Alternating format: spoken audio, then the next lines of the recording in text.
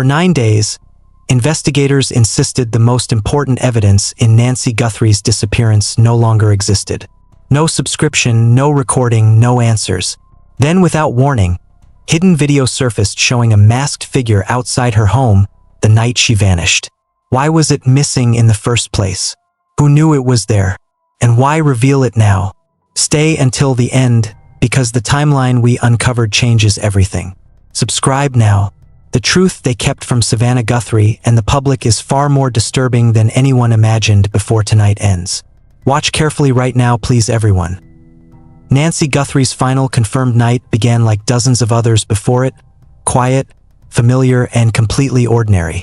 The 84-year-old spent her evenings surrounded by family inside her daughter Annie's Tucson home, laughing, eating dinner, and participating in simple games that had become part of their weekly routine. Nothing about that night suggested it would end in disappearance. Nothing suggested it would become the center of a federal investigation. Nancy was known by her family as independent and determined, a woman who insisted on living alone despite her age, maintaining her own home and daily schedule. She valued her autonomy, and her children respected it, even while remaining closely involved in her life. At approximately 9:45 p.m., a family member drove Nancy the short distance back to her residence. The drive itself was uneventful. No reports of being followed. No reports of suspicious vehicles. No indication that anyone was watching. Nancy exited the vehicle, entered her home, and closed the door behind her. That simple act marked the last confirmed moment anyone saw her. Inside, everything appeared normal. Her belongings were in place. Her medications were where they should be. Nothing suggested panic. Nothing suggested interruption. But sometime after that moment, something changed. The next morning, when Nancy failed to answer calls, concern quickly turned into alarm. Family members arrived at the home expecting to find her inside. Instead, they found absence. Her bed had not been slept in. Personal items remained untouched. Most disturbing of all, the back door stood open. Not broken, not shattered, simply open. That detail immediately changed the nature of the situation. An elderly woman with medical needs does not simply leave her home overnight without explanation. Investigators recognized this instantly. The Pima County Sheriff's Department responded quickly, treating the case as suspicious from the beginning. Officers examined the property, searching for signs of forced entry, signs of struggle, signs of anything that could explain what happened inside that home during the night. But the house held very few answers. No clear evidence of violence.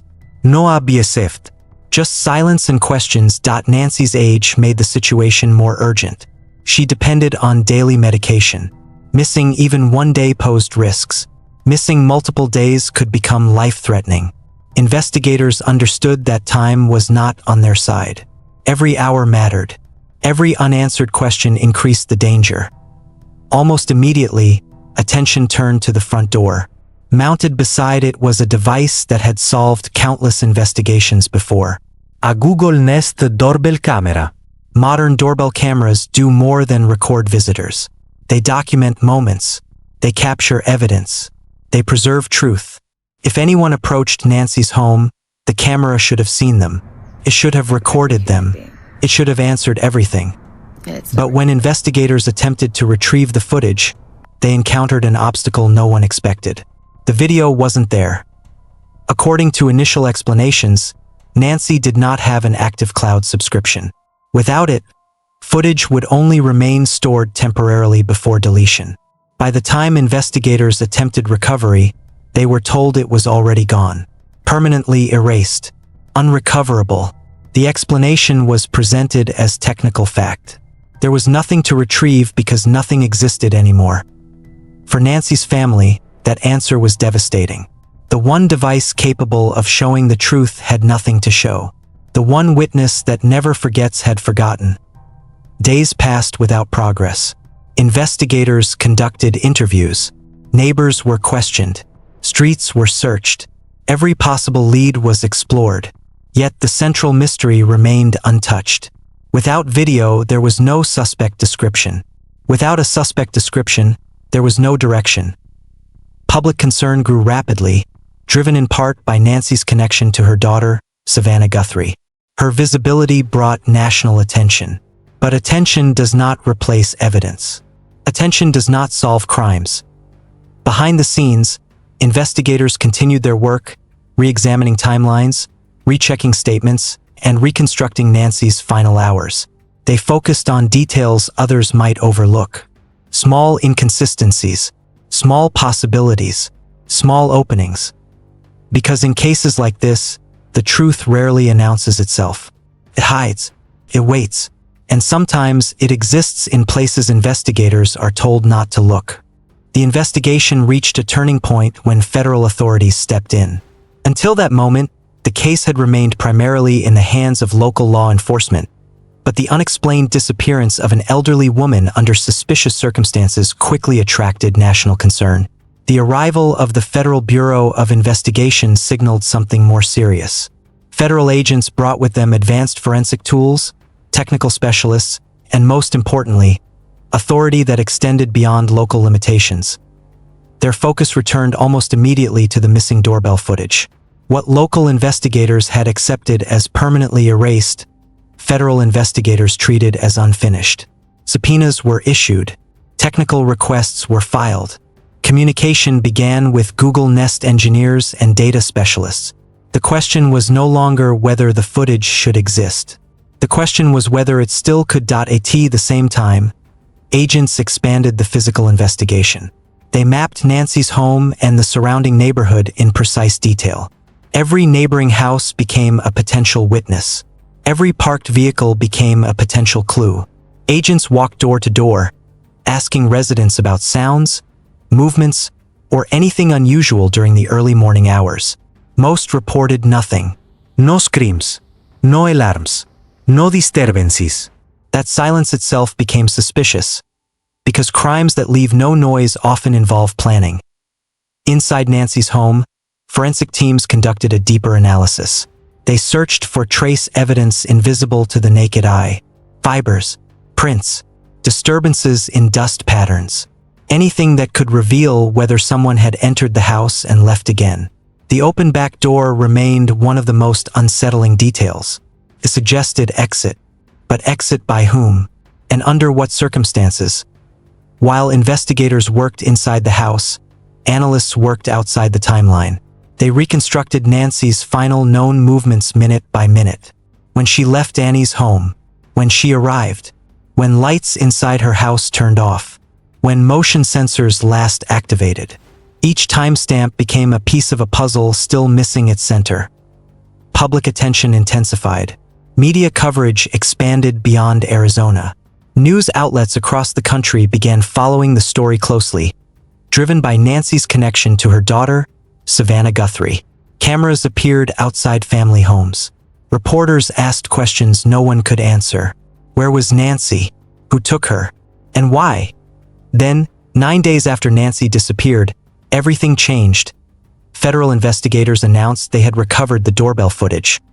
The same footage previously described as non-existent was suddenly real. The announcement created immediate confusion. Family members had already accepted its loss. Local investigators had already moved forward without it. Yet now, federal authorities confirmed it had been retrieved from back-end data archives. The explanation provided was technical, referencing data preservation systems and specialized recovery methods unavailable during the initial investigation. But the details that mattered most were not in the explanation. They were in the video itself. The footage showed a figure approaching Nancy's front door in the early morning darkness. The person wore a mask, their face concealed, their identity hidden, their movements calm. They did not run. They did not hesitate. They walked directly toward the entrance. The timestamp placed their arrival hours after Nancy returned home, hours after she was last seen alive. Investigators analyzed every frame: height estimates, body proportions, walking patterns, behavioral indicators. Even the way the person moved their hands became part of the analysis, because human movement can reveal identity even when faces cannot. The figure appeared prepared, but not perfect. They noticed the camera, but only after approaching it. Their reaction suggested awareness, but not anticipation. They adjusted their position. They blocked the view. Then the footage ended. What happened next was not recorded, which meant the most important moment remained unseen. Still, the existence of the video changed everything. Now investigators knew Nancy had not vanished without explanation. Someone had come to her door, someone had entered her life, and someone had taken her away. The release of the footage to the public triggered immediate reaction. Tips flooded in from across the country. Viewers studied the video frame by frame. Online communities attempted to identify the suspect using enhanced images and comparisons. Every possibility was examined. At the same time, law enforcement activity increased dramatically. Surveillance operations expanded. Vehicles were tracked. Locations were monitored. Investigators followed leads that did not exist before the footage surfaced. Because video does more than show the past, it creates the future of an investigation. Behind closed doors, federal agents continued working to identify the person in the mask. They compared the footage against criminal databases. They examined known offenders. They searched for anyone with motive, access, and opportunity. Because whoever appeared on that camera knew Nancy was there. And whoever knew she was there may have known far more. The release of the recovered footage triggered a chain reaction that extended far beyond Nancy Guthrie's quiet street. Investigators now had visual confirmation that someone approached her home deliberately. That single fact eliminated the possibility of an accidental disappearance. It established intent. It established presence. And most importantly, it established that Nancy was not alone that night. The investigation shifted immediately from missing person to suspected abduction. Every resource available was redirected toward identifying the individual behind the mask and understanding what happened after they reached her door in Tucson. Federal agents began coordinating with local detectives in ways the public could not see. Surveillance teams monitored locations connected to potential persons of interest. Digital analysts examined phone records, searching for devices active near Nancy's home during the critical hours. Vehicles captured on traffic cameras were tracked across intersections and highways. Patterns were built from fragments.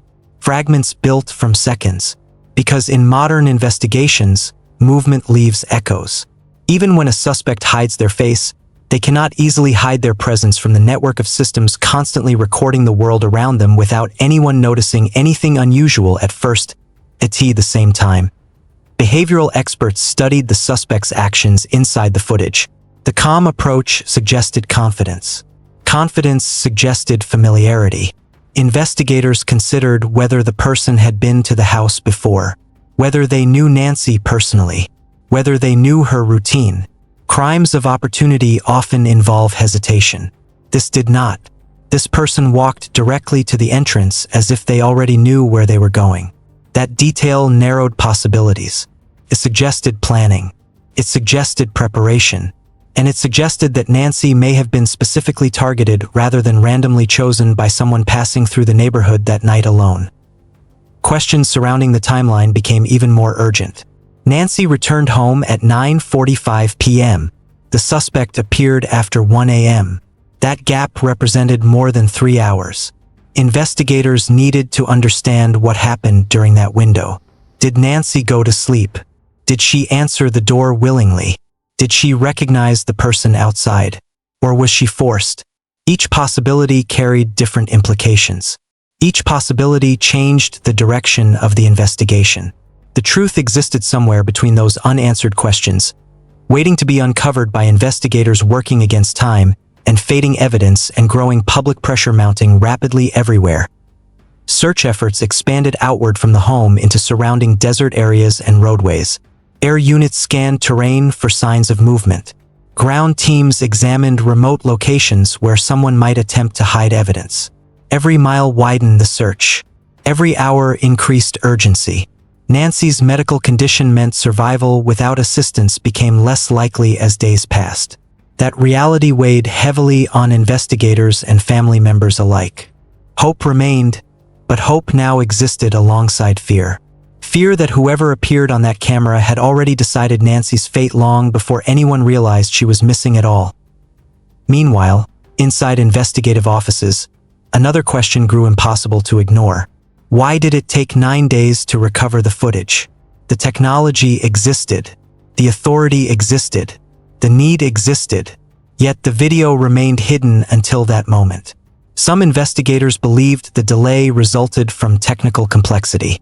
Others believed it reflected strategy. Strategic silence can reveal things premature disclosure cannot. By withholding evidence, agents sometimes observe behavior. They watch who relaxes. They watch who panics. They watch who runs. Because reaction can expose guilt even when proof remains incomplete during critical early investigative stages. The involvement of the Federal Bureau of Investigation brought additional capabilities that changed the scope of the case entirely. Their analysts integrated national databases, comparing the suspect's appearance and movements against known offenders across multiple states. Similar methods, similar clothing, similar approach patterns, anything that could connect this crime to another. Because offenders rarely begin with their most visible act. They escalate, they refine, they repeat. If this individual had done something like this before, there was a chance the pattern already existed somewhere within federal records waiting to be recognized. Public reaction intensified as the reality of the footage spread. Viewers watched repeatedly, searching for details investigators might have missed. Some focused on the suspect's posture. Others focused on clothing. Others focused on timing. Thousands of opinions emerged. Thousands of theories. But theories could not replace evidence. Only facts could do that. And facts take time. Investigators urged patience while continuing their work behind the scenes, following leads that could not yet be discussed publicly without risking the integrity of the case or the safety of potential witnesses. For Nancy's family, the video brought both relief and pain. Relief that evidence existed. Pain from seeing proof of the moment everything changed. Transformed uncertainty into reality. Someone had been there. Someone had taken her. That knowledge ended one question but created many more. Where was she taken? Why was she taken? And could she still be found? Those questions became the center of every briefing, every search, every decision made as investigators moved forward without knowing whether time remained on their side anymore. As days continued to pass, the investigation stood balanced between breakthrough and mystery. The footage had opened the door to answers, but it had not yet revealed them. Somewhere, someone knew the truth behind the masked figure. Somewhere, someone knew what happened inside that house after the camera view disappeared. Investigators continued forward, driven by the belief that no disappearance is perfect, no plan is flawless, and no secret remains hidden forever once enough light is directed toward the darkness where it began and where it will eventually end. What really happened after the masked figure reached Nancy Guthrie's door? Why was there no struggle heard by anyone nearby? Where was she taken in those missing minutes? Who was the man stopped outside the city? Was he escaping or hiding? Most alarming. Why did the FBI wait 9 days to reveal proof they already had? The video was always there. So what else remains unseen? Nancy Guthrie is still gone. And every second now matters more than ever today for her family and truth seekers everywhere right now. Please listen.